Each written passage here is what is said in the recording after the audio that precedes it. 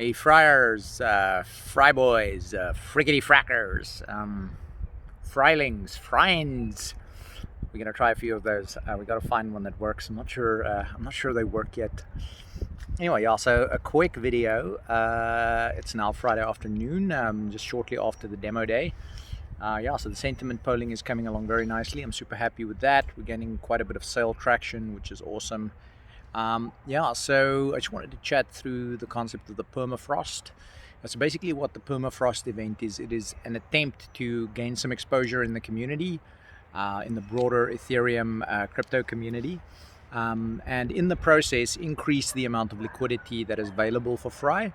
And the reason we call it the permafrost event is that what's going to happen is we're going to have the community generate some liquidity that will then be permanently frozen, and the community members who participate in this will be rewarded with some extra Fry, and we will let the market decide the dynamics of how exactly that pricing works out. Yeah, so the way that we're going to do that is we are going to clone the sale that we have at the moment. The sale we have at the moment will still continue to run, so it's still 30,000 buckets every 7 hours, as all of you who've interacted with it have gotten used to by this point. I just want to say, you want to interact with our contracts directly. You want to interact with our contracts directly.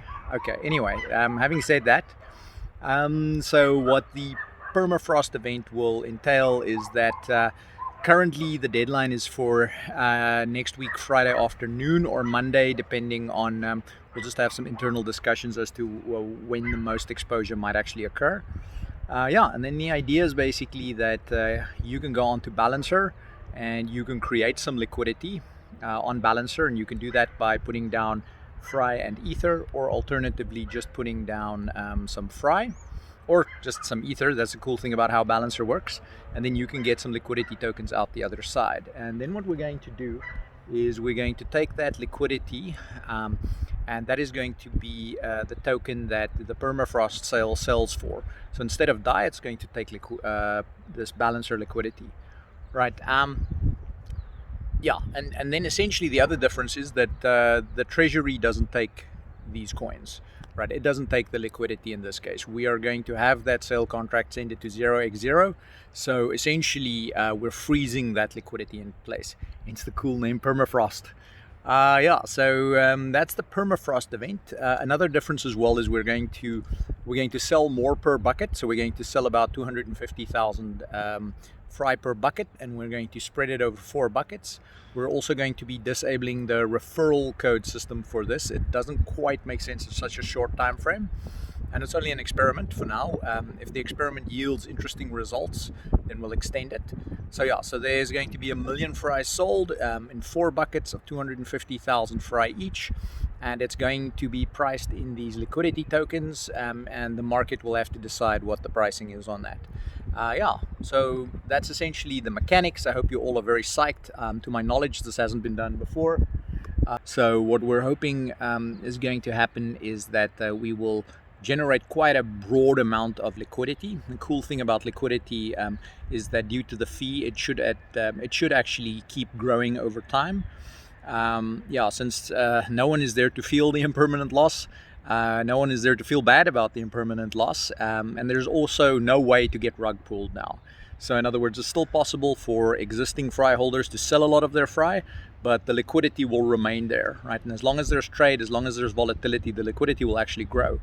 So what we hope to do with this is gain some exposure, which hopefully translates into more sales and to a higher treasury value. You know, if we have a higher treasury value, that means Foundry can do more by the time it's fully self-sufficient.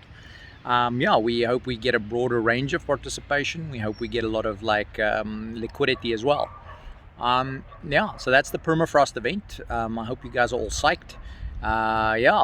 We will also need to really pitch it in such a way though that we get a sufficient amount of general community engagement and people are actually participating in the sale.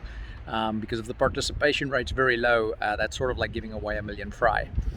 You can go onto our sentiment tool at the moment if you have a specific opinion about any of the stuff that I just said, and you are a Fry holder. Then you can go and express your opinion there.